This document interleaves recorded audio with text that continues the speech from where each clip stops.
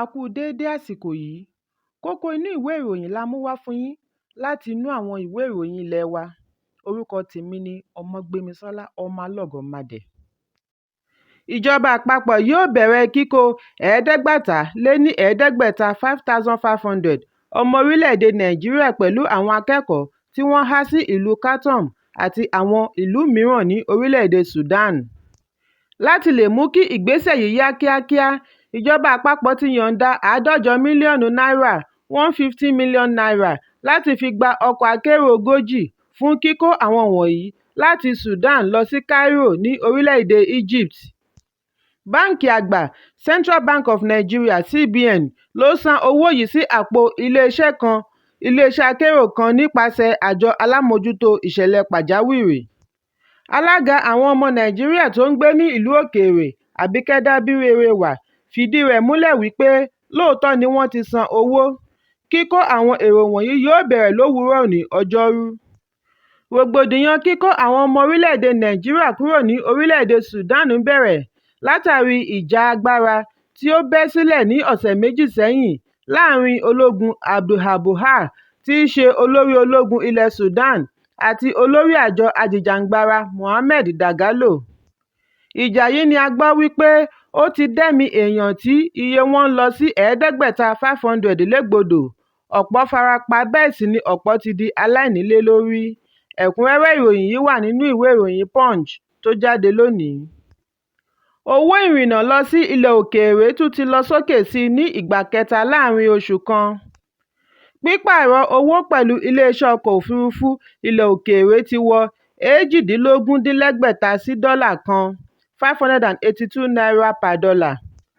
Pípààrọ̀ owó tuntun yìí túmọ̀ sí wípé ìrìn-àjò oní wákàtí 6 láti ìlú Èkó lọ sí ìlú London tí í ṣe oníkẹ́jẹ́bú tí a mọ̀ sí economic class ní iye owó rẹ̀ ti wà láàrin 1.1 million naira sí 2.97 million naira. Èyí ní í ṣe pẹ̀lú iléeṣẹ́ ọkọ̀ òfurufú, ìgbà àti àkókò tí a bá fẹ́ rin ìrìn-àjò. Ìkejì rẹ̀ tí a mọ̀ sí business class wà láàrin 3.36 million naira sí 4.8 million naira. Àwọn tí ọ̀rọ̀ kàn kábàámọ̀ ipa tí ìgbésẹ̀ yìí yóò ní lára àwọn ọmọ orílẹ̀-èdè Nàìjíríà. Ẹ̀kúnrẹ́rẹ́ ìròyìn yìí wà nínú ìwé ìròyìn The Guardian tó jáde lónìí. Akitiyan Sínátọ̀ Aishat Dahiru Ahmed tí gbogbo ènìyàn mọ̀ sí Binani nínú ìdìbò gómìnà ìpínlẹ̀ Adamawa tí ó kọjá ṣe àpẹẹrẹ wípé ìrètí ṣì wà fún àwọn obìnrin nínú iṣẹ́ òṣèlú. Síwájú èyí ni a ti rí àwọn obìnrin bíi Grace Bent, Reubenna Jackson àti Binta Mazi tí wọ́n tọ ipasẹ̀ kan náà. Akọ̀ròyìn gbìyànjú láti ṣe ìwádìí ohun tí ó ṣe okùnfà iṣẹ́ àwọn obìnrin òṣèlú wọ̀nyí, pàápàá jùlọ ní ìpínlẹ̀ tí ọkùnrin gbilẹ̀ nínú iṣẹ́ òṣèlú. Aishat Dahiru jẹ́ akíkanjú obìnrin tí ó súnmọ́ akẹgbẹ́ rẹ̀ pẹ́kípẹ́kí nínú ìdíje ìbò gómìnà tí ó kọjá. Bí ó tilẹ̀ jẹ́ wípé bíntín kò lè pa ẹyẹ, nearly cannot kill a bird, Aishat ní ìbá jẹ́ obìnrin àkọ́kọ́ láti di gómìnà ní orílẹ̀-èdè Nàìjíríà. Àṣeyọrí gómìnà ìpínlẹ̀ Adamawa, Ahmadu Fintiri, pẹ̀lú ìfagagbága rẹ̀ pẹ̀lú Aishat kì í ṣe èyí tí ó rọrùn rárá. Ṣùgbọ́n ìbájáde èsì ìdìbò ṣe àpẹẹrẹ ọjọ́ ọ̀la àwọn obìnrin nínú òṣèlú. Ó jẹ́ ohun tí ó yanilẹ́nu wípé obìnrin láti ẹ̀ka Àríwá, níbi tí kò sí àǹfààní fún àwọn obìnrin láti sọ̀rọ̀ ní àwùjọ, lè ní adú ìbò tí ó tó yẹn. Ìdí nìyí tí àwọn ọmọ orílẹ̀-èdè Nàìjíríà ṣe gbóṣùbà káre fún Binani fún akitiyan rẹ̀. Ẹ̀kúnrẹ́rẹ́ ìròyìn yìí wà nínú ìwé ìròyìn The Nation tó jáde lónìí. Ẹgbẹ́ òṣèlú Labour Party ti sẹ́ àhesọ wípé àwọn ti jáwọ́ nínú ìpẹ̀jọ́ lórí àbájáde èsì ìdìbò ààrẹ tí ó wáyé ní ọjọ́ 25 oṣù kejì. Agbẹnusọ gbogboògbò fún ẹgbẹ́ náà, Obiora Ifo, ni ó sọ eléyìí lánàá. Ó ní Peter Obi ṣì ń pè fún àtúnyẹ̀wò àbájáde èsì ìdìbò tí ó gbé Bọ́lá Ahmed Tinubu wọlé ní ilé-ẹjọ́ tribunal.